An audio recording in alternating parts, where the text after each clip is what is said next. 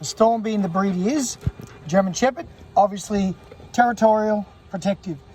And when it comes to him going through drive-throughs or even weigh bridges for rubbish tips, he is very aggressive towards people outside the car. So we're going to work on that. Now, the first step is what I've done is restrict his movement. He's on a collar here, but there's a strap under here, very short, that goes into the seatbelt buckle. We restrict their movement to hopefully keep him less stimulated and being able to see what's on the outside. Then I've also got a slip lead attached to him going through to the front, so if I need to use that as more of a corrective measure, I can. Let's see how we go.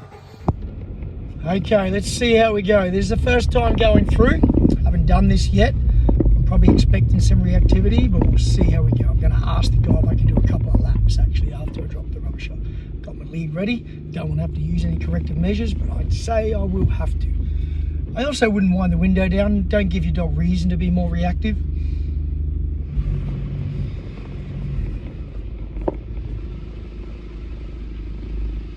Timing is everything, so be ready with this lead. The second he barks,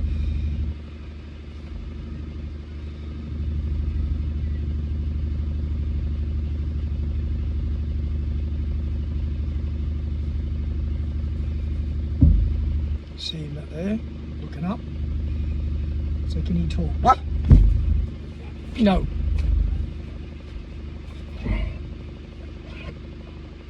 Exactly that. Comes down to a consequence. He's going to bark at this guy. We'll see.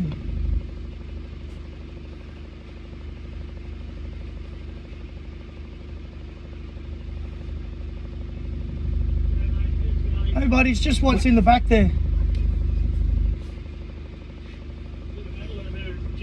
Yep.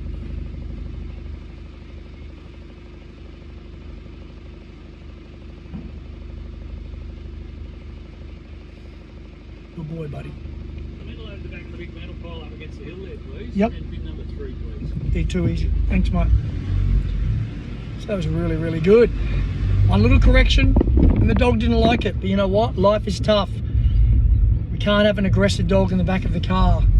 You've got to understand. There's times he's allowed to be protective and guard things, and there's times where he's not allowed to do it. Okay, so now we're leaving. My lead's ready. I'm going to ask the guy if I can actually do a couple of laps to practice this. The tip to fixing these things is repetition. Be ready with our lead.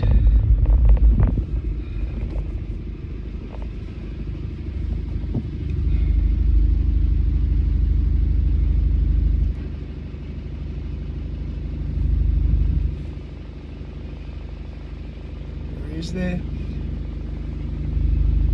Just a $10 minimum, mate. That's the card. I've got a request. Yep. 2 things. I've got a dog in the back here. I'm training not to be aggressive. He's doing really good.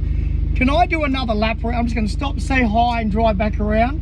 I'm not going to ask you. And then one more request. I didn't take anything from there. Are you allowed to buy? There's a scooter for dog training. I need a little kid's scooter for train with dogs to stop them being scared of it. Can I grab that laying down on the ground or not? I know nothing. Okay, I'm not going to grab anything. I'll see you in a minute. Grab it, but I don't know anything. I hear what you're saying. Thank you.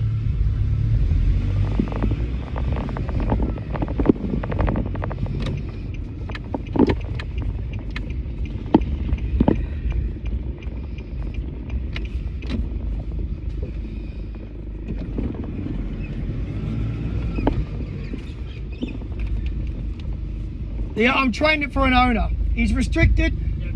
I'm just, Yeah, mate. good boy. Keep going. That's beautiful. And then I'll come back round. You're a legend.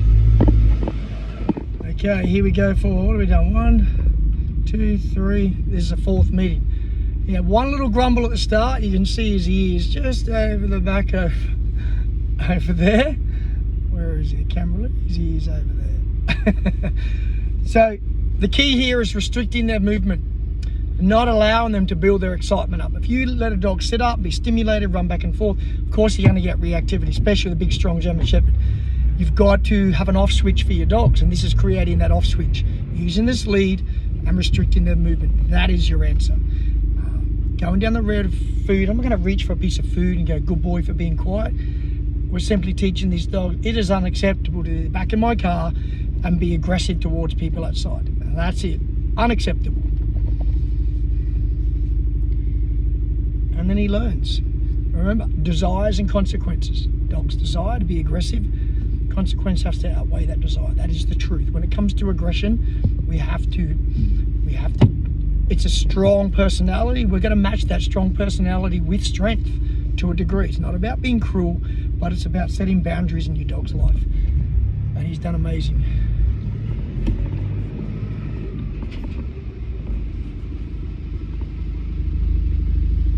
Thank you, mate.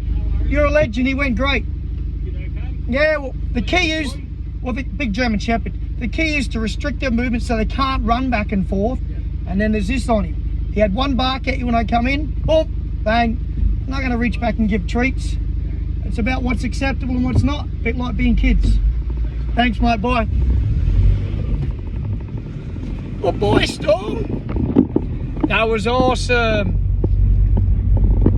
You legend.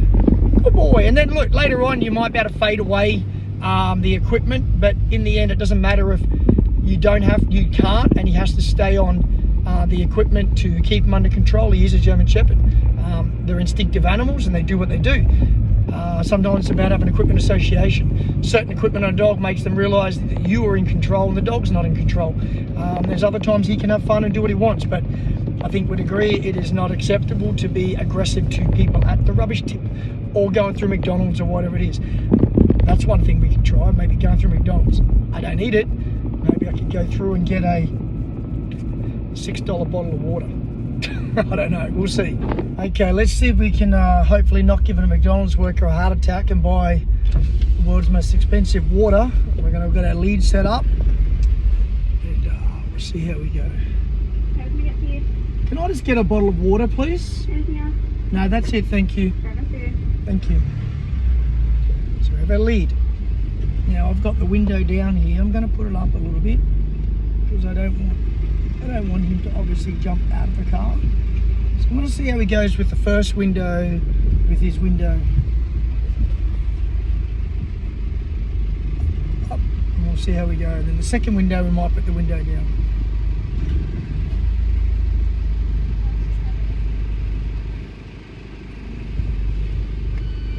Thank you. Thanks.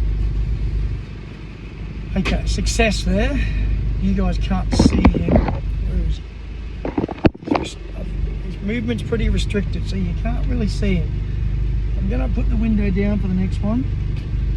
There he is there. Now, I wouldn't suggest this because it's just tempting the dog too much, but I've got him on this and we're going to manage him and see how he goes. Sorry about the sound, I don't have my speakers on. Remember, the tip to fixing these problems, you got to recreate them, you got to work through them. You don't wait until you go through a drive-through next time to fix it. You've got to come through on purpose and set the situation up. And I'm telling you, trying to fix this with treats and whatever you're going to do is not going to work. It's got to be a consequence. It's got to learn it is unacceptable to be aggressive towards McDonald's workers or tip workers or recycle plant workers, whatever it's called. To teach them rules of life. See how we go. We get him a water. You're going to see him definitely lean out up here. Hopefully he doesn't lean out and try to bite anyone. But we'd be ready. He knows I've got this lead on me. Thank you. Thanks a lot. Oh, good boy. That was perfect. What a good boy. Window was right down and no problem at all. But complacency is what can get you hurt. Well, not me. People hurt with dogs because we're careless. We should assume that our dog is going to do this. Even when they're good, we should assume they're going to do it again. So we're always set up for success. You hear that saying a lot in dog training. Be set up for success. And that is what I'm doing there.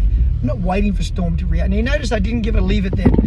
I try to avoid giving too many preemptive leave-its because I feel sometimes that a dog will go, well, I'm going to react unless you say leave it.